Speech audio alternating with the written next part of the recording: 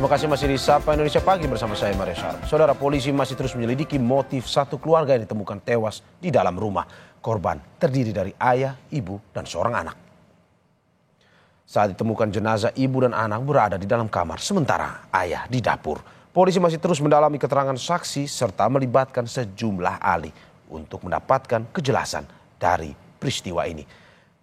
Dari TKP, polisi menyita sejumlah barang bukti, diantaranya 3 buah ponsel milik korban yang sedang diselidiki ahli digital.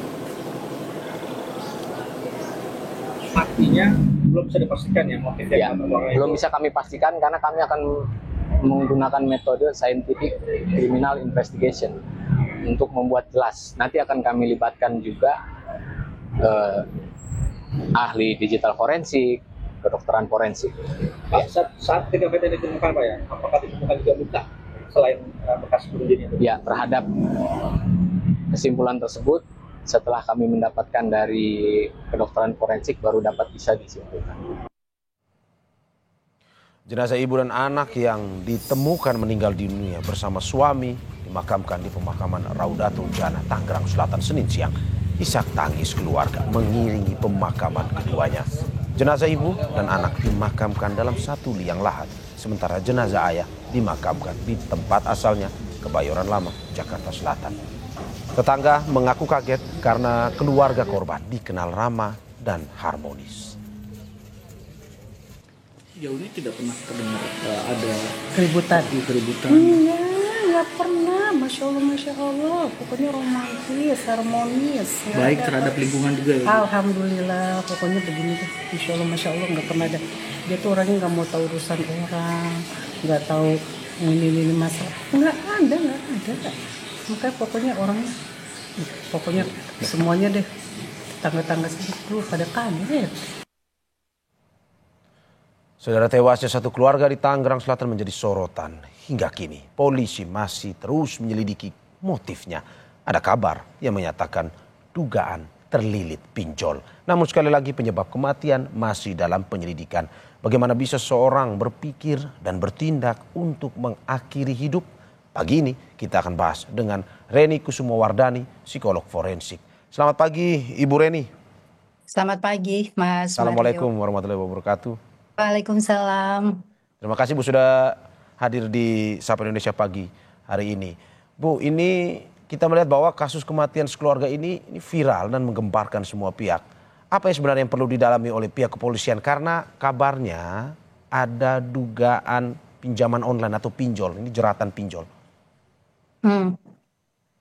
Ya, kita semua tentu prihatin ya Mas Mario. Perlu Ya. disclaimer dulu ini di sini bahwa pembahasan kita kali ini dimaksudkan untuk pencegahan terhadap kejadian serupa di masa mendatang. Ya. Jadi siapapun yang menonton, melihat dan mendengar pemberitaan ini dan sedang dalam kondisi kerumitan masalah atau sedang tidak baik-baik saja, cobalah untuk bicara pada orang yang dapat dipercaya atau mencari bantuan ke fasilitas kesehatan mental sebagai prevensi terhadap kemungkinan yang tidak diharapkan, bahwa hidup masing-masing jiwa itu berharga. Jadi kembali pada pertanyaan Mas Mario ya, bahwa pihak kepolisian di sini perlu menyelidiki lebih lanjut mengenai segala aspek yang menyelubungi kasus ini. Jadi yang pertama yang perlu didalami oleh polisi adalah penyelidikan terhadap penyebab kematian dan cara kematian dari masing-masing 3 anggota keluarga tersebut ya. Jika ada 2 orang dewasa dan ada 1 anak berusia 3 tahun, tentunya kan menjadi pertanyaan besar yang harus mendapat jawaban. Apakah mungkin anak 3 tahun itu bunuh diri? Apakah dia di usia itu ya, kebanyakan anak-anak di usia itu belum paham tentang hidup, apalagi tentang bunuh diri. Nah, ini perlu investigasi secara hati-hati apakah di balik kematian tersebut ada peran pihak lain atau tidak. Nah, jika benar ada latar belakang terkait dengan penyalahgunaan pinjol, penipuan atau tindak kriminal lainnya, ini melibatkan tidak hanya pemeriksaan terhadap aplikasi pinjol yang digunakan ya, tetapi menurut saya penting untuk juga diperiksa mekanisme penagihan, perlindungan data, termasuk verifikasi apakah ada penipuan, pemaksaan, pelanggaran privasi yang dilakukan oleh penyedia pinjol tersebut. Dan juga kemungkinan adanya pihak ketiga yang terlibat seperti calo, broker pinjol, atau kemungkinan jaringan yang lebih besar ya. Jadi keterlibatan pinjol-pinjol ilegal yang sekarang ini menjadi momentum pencegahan di masa depan agar Oke, tidak terjadi lagi. oke. Ibu, kalau kita melihat lebih dalam terkait dengan kasus ini, jika dihubungkan dengan pinjol, apakah mungkin Bu tekanan utang atau stres ekonomi, apalagi tekanan ekonomi di saat-saat ini mungkin bisa menyebabkan orang akhirnya memutuskan untuk mengakhiri hidupnya? Hutang dan stres finansial itu dapat mempengaruhi kesehatan mental dengan cara yang sangat kompleks. Jadi ada beberapa teori psikologis dan bukti empiris untuk kita dapat memahami bagaimana tekanan finansial itu dapat meningkatkan perasaan putus asa, depresi, dan kesepian, yang semuanya itu akan dapat meningkatkan risiko bunuh diri. Jadi penting bagi individu yang terjebak di dalam siklus hutang atau kesulitan finansial untuk mencari dukungan emosional dan profesional yang tepat ya, serta bagi masyarakat juga untuk memperkuat sistem dukungan sosial dan intervensi kesehatan mental yang dapat membantu mencegah tragedi yang seperti ini. Nah, kemudian mencegah bunuh diri ini melibatkan tidak hanya pada orang yang terkait ya, tetapi juga lingkungan di sekitarnya. Jadi intinya hutang dan stres finansial itu dapat mempengaruhi kesehatan mental yang berujung pada keputusan yang tidak diharapkan seperti bunuh Oke. diri.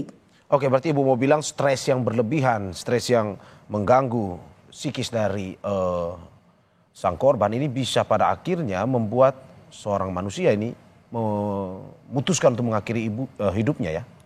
Iya betul, jadi ketika seorang menghadapi masalah hutang, apalagi yang besar, akan ada beban kognitif yang meningkat. Pikiran jadi terfokus, terbebani pada bagaimana caranya mengatasi masalah tersebut. Bisa jadi kemudian muncul perasaan kewalahan yang mengakibatkan stres berkepanjangan dan kemudian perasaan putus asa. Mereka bisa merasa terjebak dalam situasi mereka. Nah, hal ini mengurangi kapasitas untuk berpikir secara rasional atau mencari solusi yang lebih sehat. Juga ada stres sosial ya yang timbul akibat masalah finansial seperti hutang. Ini juga dapat memperburuk seperti rasa malu, isolasi, Ya. penurunan harga diri, dan hutang itu seringkali dianggap sebagai beban sosial yang mempengaruhi citra diri. Oke. Apalagi dalam budaya kita ya sering menilai keberhasilan individu itu berdasarkan status sosial. Nah, ini kan mengakibatkan orang merasa terasing dan tidak layak ya jika memiliki hutang yang apalagi cukup besar. Oke. Nah, ini juga meningkatkan risiko tindakan yang tidak kita harapkan. Oke, Bu, ini sebenarnya kalau kita berbicara soal tanda-tanda, ini tanda-tanda seorang yang berniat bunuh diri ini seperti apa? Apakah memang mungkin, karena kalau dalam kasus ini bahwa tetangganya bercerita keluarga ini merupakan orang yang ceria, sering bersosialisasi, tetapi pada akhirnya kaget setelah mengetahui bahwa ketiganya sudah meninggal saat itu. Apa sebenarnya tanda-tanda seorang yang berniat bunuh diri ini? Apakah karena masalah, pendiam, atau bagaimana sebenarnya? Seringkali tanda-tanda itu bisa bersifat sangat halus dan sulit dikenali jika tidak diperhatikan dengan cermat. Tetapi ada beberapa tanda peringatan yang umumnya itu dapat menunjukkan bahwa seseorang sedang mengalami krisis emosional yang serius dan berisiko melakukan tindakan yang tidak diharapkan ya, bahkan atas dirinya dan hidupnya sendiri. Misalnya yang pertama, adanya perubahan perilaku. Jadi dia nggak seperti biasanya, ada perubahan pola tidur, pola makan, dia merasa tertekan, merasa putus asa, mulai menghindari pekerjaan, tanggung jawab, atau mungkin mereka bahkan berhenti bekerja, tidak merespon pesan, panggilan dari keluarga dan teman. Ini adalah perubahan perilaku ya, yang bisa menjadi indikator. Meskipun nggak bisa kita balik bahwa orang yang demikian pasti Betul. punya krisis. Nah, tanda yang lain adalah perubahan fisik, penurunan perhatian terhadap penampilan diri yang tadinya dia merawat dirinya ini menjadi tidak merawat, tampak lusuh, Ya. sangat lemah begitu ya, dan kemudian perubahan mood jadi kelihatan gelisah, menutup diri, menarik diri, atau bahkan menyampaikan hal-hal yang bernada keputusasaan. Oke, Di samping itu ada tanda yang penting sebentar Mas Mario, karena ya. ini penting ya. Ada pernyataan langsung atau tidak langsung tentang bunuh diri. Jadi seseorang yang berniat bunuh diri itu bisa membuat pernyataan seperti saya tidak tahan lagi, saya ingin semuanya berakhir, lebih baik saya tidak ada. Nah, meskipun ini bisa terdengar samar, tapi ini adalah tanda yang sangat serius dan tidak boleh diabaikan. Atau Diungkapkan mungkin secara verbal maksud Ibu ya? ya, betul, pengungkapan verbal atau penulisan pesan perpisahan yang ditulis oleh dia. Nah, atau dia mulai mencari informasi tentang bunuh diri. Nah, apa sih ya alat-alat yang bisa digunakan? Dia baca tentang obat-obatan. Nah, ini tanda-tanda ya, atau mengungkapkan niat untuk bunuh diri dengan cara Oke. khusus. Nah, ini jangan diabaikan tanda-tanda tersebut jika terjadi pada orang-orang di sekitar kita. Oke, Bu, kalau kita melihat lebih dalam soal kasus ini apa yang bisa dianalisa? Misalnya, siapa yang mungkin bertindak? Apakah mungkin anak dibunuh lebih dahulu, kemudian orang tuanya bunuh diri, atau bagaimana? Karena melihat bahwa ini sampai saat ini polisi masih terus mencari motifnya. Gitu. Iya, menganalisis kasus yang melibatkan bunuh diri dalam keluarga, apalagi ada anak-anak di dalamnya yang juga dilibatkan, jika betul ini bunuh diri ya, ini sangat kompleks dan memerlukan pendekatan multidisipliner. Jadi termasuk penyelidikan forensik, wawancara dengan orang-orang terdekat, serta evaluasi terhadap kondisi psikologis dan sosial keluarga tersebut. Nah, dalam rangka menganalisis urutan kejadian dan motif di balik tindakan ini perlu ada pengumpulan bukti, analisis forensik, dan pemahaman yang mendalam ya tentang keadaan mental individu tersebut. Kalau di dalam psikologi ada teknik yang biasa digunakan, yaitu teknik otopsi psikologi, di mana di dalam teknik tersebut, di dalamnya kita akan menganalisa penyebab kematian, cara kematian, sampai ke analisis urutan kematian jika ditemukan ada lebih dari satu orang. Nah, dalam kasus ini yang sudah dapat dianalisis paling jelas adalah bahwa anak usia 3 tahun belum memahami kompleksitas bunuh diri dan makna dari hidup atau mati begitu ya. Kalau yang lain tentunya di sini perlu cukup data baru kita bisa menganalisis. Oke, berarti dalam arti bahwa harus perlu pendalaman yang lebih eh, lengkap Ya, ya Bu ya, untuk bisa melihat bahwa apa sebenarnya motif dan juga bagaimana kejadian yang terjadi saat itu. Karena memang satu keluarga ini ditemukan tewas meninggal di dalam rumahnya ya Bu ya. Bu, kalau kita betul. melihat, Apakah semuanya bunuh diri atau ada yang dibunuh? ya, Kita harus ada penyelidikan yang betul-betul hati-hati. oke. Bu, bagaimana melihat peran orang terdekat ini untuk mencegah aksi serupa sehingga ya pada akhirnya mungkin ada tetangga, keluarga yang pada akhirnya seperti yang Ibu bilang tadi perlu peran orang untuk akhirnya bisa ya minimalisir atau bahkan menghentikan kasus ini.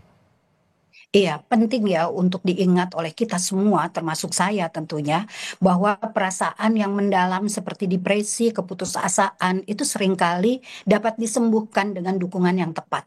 Bantuan dari orang lain, baik keluarga, teman, maupun tenaga profesional di sini bisa diharapkan memberikan jalan keluar bagi mereka yang sedang mengalami tekanan berat. Nah, bagaimana caranya? Mari kita lebih sensitif terhadap kemungkinan perubahan yang terjadi seperti tanda-tanda yang tadi saya sampaikan, jangan disepelekan.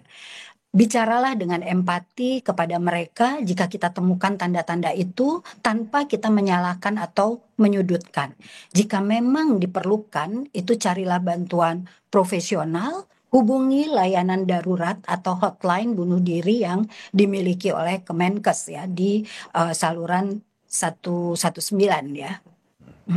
Oke, terima kasih Ibu Reni Kusumowardani, psikolog forensik. Semoga apa yang disampaikan bisa memberikan masukan juga terkait dengan meminimalisir solusi untuk juga bisa menghentikan kasus-kasus serupa terjadi di wilayah manapun di Indonesia. Terima kasih sekali lagi Bu Reni Kusumowardani, sehat selalu.